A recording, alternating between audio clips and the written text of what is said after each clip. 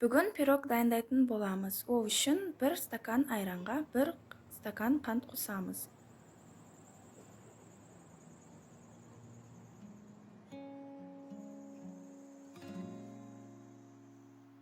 Үш жұмыртқаны қосып, жақсылап араластырамыз.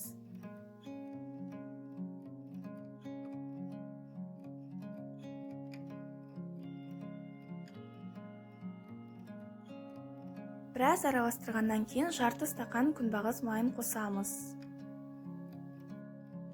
All my doubts have disappeared under street lights.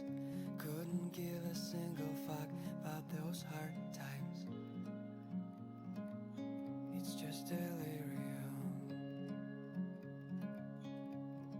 1 стакан ұнға 2 шай қасық қамыр қопсытқыш және ванилинді қосып араластырамыз. While I'm sitting in the dark singing so loud. It's just delirium.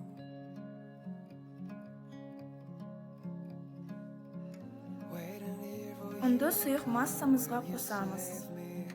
There's no sense in all I've done, but I won't change it. Yeah. It's just delirium.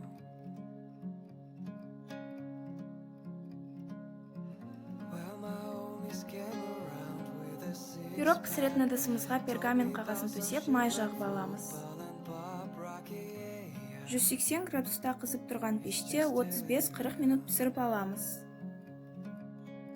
Пергамент қағазынан ажыратып аламыз. All my doubts have disappeared under street lights. Never gave a damn. Мен сәндеу үшін бетіне сахарный пудраны септім. Пирог осылай әдемі болып шықты.